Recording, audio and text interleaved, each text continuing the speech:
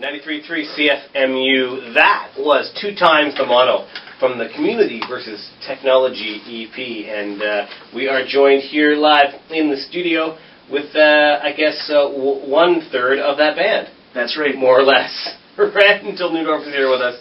How's it going, man? I'm doing pretty good. Good, good. Welcome to CFMU here in the exciting basement. Thank you.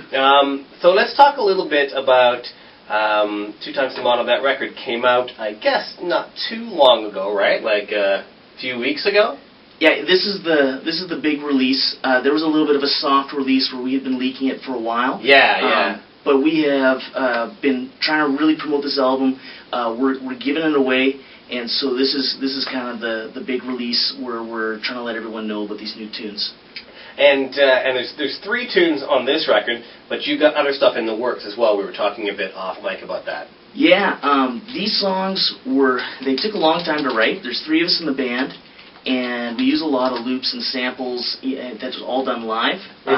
And previously, I'd write the songs, and then we would layer stuff over it.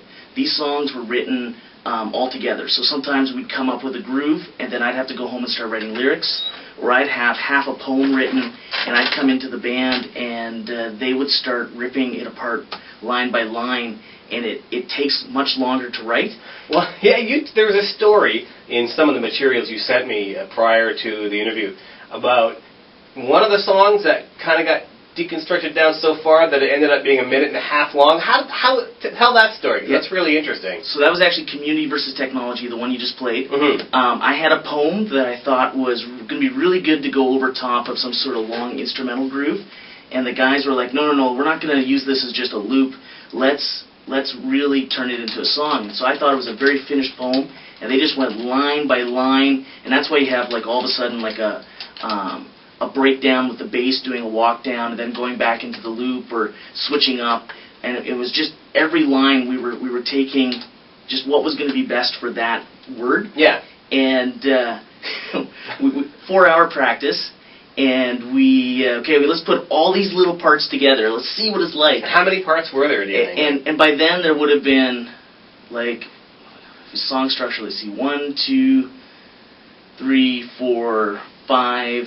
We were already at 5 or 6 parts with no verse chorus. It was just keep changing, and it was like 1 minute long. Yeah. And they're like, "Oh, that was good, but it's too short." I'm like, "But it was a finished poem. You guys you should have put a big instrumental in there." And they said, "Go home, write more words." And I'm like, "Why? It's a finished poem."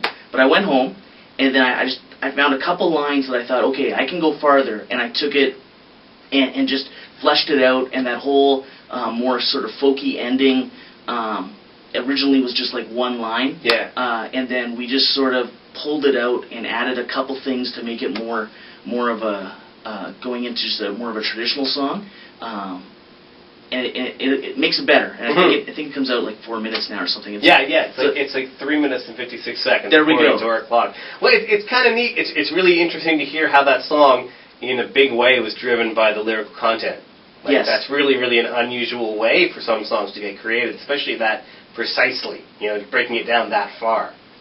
Yeah, and part of that is we always try to think, okay, how can we make this have a surprise? We always want to have surprises, and so that kind of lends itself to that style of writing. Sure. But we've just taken it a little farther, but it needs to sound like it was meant to be that way when it's done. Yeah, that makes sense.